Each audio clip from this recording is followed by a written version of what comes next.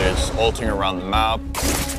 There's tapping Q at people and picking your spot to all in.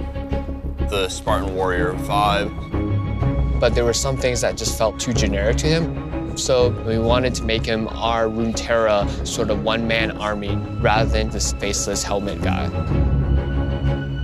When we were updating Pantheon, we realized that there was a ton of things that a lot of players loved.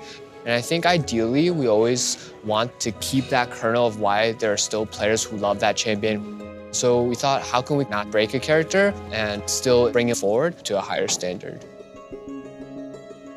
But whenever we consider champion updates, we usually kind of are deciding whether or not to change a character or to move the character's story forward. With Pantheon, what we ended up doing is sort of summarizing all his lore that had existed, because we realized a lot of players really did like the character of Atreus as part of old Pantheon, and then using that as like the first 50% of his new bio. So old Pantheon started out as a man named Atreus, who was a very skilled fighter and wanted to ascend Mount Targon. In the process, became a vessel for the god of war, Pantheon. With this update, the actual aspect of war died during a fight with Aatrox, and Atreus has now returned in command of his own body, but still is able to wield the aspect of war's godlike power. Pantheon's new kit, art, and lore, that we wanted to make him feel like a skilled warrior. So myself and Sunny, who's another artist here on the champion team, we went through a couple of ideas. One of them was where he had all these multiple spirit arms that would come out of him. There was also an idea where he had a bunch of like swords and spears and things stuck into his shield. And we were doing a lot of different things with the spear. We had all these floating bits going on. But as the project continued, it seemed like he was a bit unapproachable, unfamiliar, too godlike. He didn't have the grit or the gravity that we wanted. Through Pantheon's development, concept art works with narrative and design. They all sort of fuel each other. David Slagle on the narrative side, he had this really great story with this battle with Aatrox. So we settled on the idea of him having a little bit of the battle damage, but still with some of the Targonian aspects of it.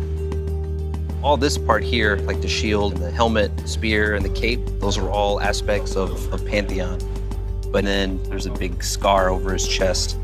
We thought that adds a very mortal aspect to the design.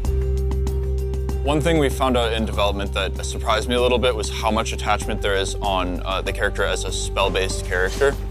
Old Pantheon is a very simple kit. He throws spears, he has a point-and-click stun, and every game kind of played out the same.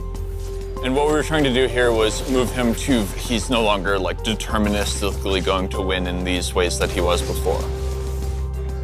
Some of the new Pantheon ideas that I went through early were things like he throws a spear out, it sticks in the ground, he fights with the sword for a while. When he goes and picks up the spear, that's when he switches back. A bunch of stuff like that, but they drifted too far from like old Pantheon. It's really important to go in knowing what can be changed to make it look and feel awesome, and what can't be changed or you'll lose the gameplay that like attracted you in the first place. And so a lot of the update was about doing things like how do we make his poke really reliable, and how do we make his all-in really good rather than guaranteed to work. So for New Pantheon's kit, we changed every spell, but tried to stay close to the spirit of what the character was about. So his ult is mostly the same. We call it Grand Starfall now. He comes in at an angle and comes streaking across the ground. There are, I think, some gameplay wins to that. I expect skilled Pantheon players to like hit more enemies with their Grand Starfalls than they did with old Pantheon's Grand Skyfall. What's really fun about Pantheon is that like he's not only just this cosmic figure that has a lot of like magic to him, he's also the physical warrior, and I think making physical warriors in this game is actually pretty challenging.